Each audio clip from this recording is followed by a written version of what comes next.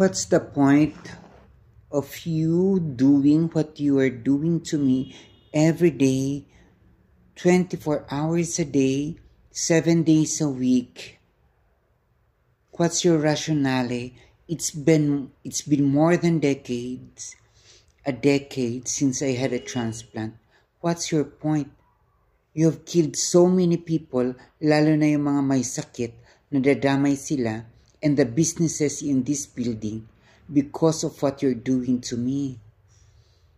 They died dahil aminin man nila o hindi, stressful kayong mga klase ng tao kayo sa pinaggagawa nyo sa akin. Nadadamay ang mga inosenteng tao.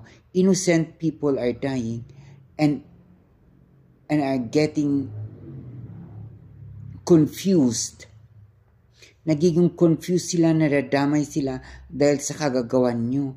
Aminin man nila o hindi, stressful kayong klase ng mga tao.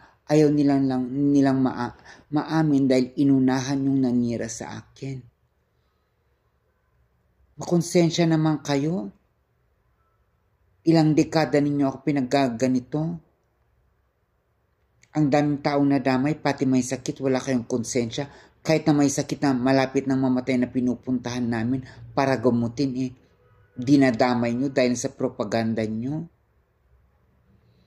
Wala kayong konsensya, masahol pa kayo sa demonyo.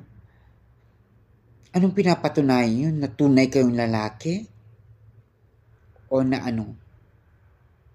Na talagang Kristiyano kayo? Ano ba talagang pinapatunayan nyo? Saan ang konsensya nyo? Ang dami-dami nyong dinamay. Sa akin pa nila binabato ang mga nang nangyayari sa kanila. Hindi nila binabato sa inyo.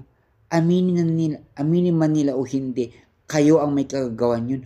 At yung mga ginagamit nyo kaano-ano yan na pinaparamdam nyo sa amin. Lalo na dito sa negosyo, sa workplace ko at sa tirahan ko. Ang daming nadamay. Kaya hintayin nyo na lang sana karmahin kayo at sana ma-realize ng mga taong pinaggagawa ninyo. I hope people will realize that kayo ang mga maling tao sa mundo at hindi katulad ko. Naiintindihan nyo?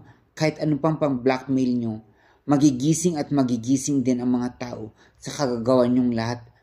Kayong mga naninira sa akin at mga haters ko. 24/7. Naiintindihan nyo? Araw-araw, minuto, kahit napapanoorin o kahit na nasa phone, ginagamit nyo. Kahit na Facebook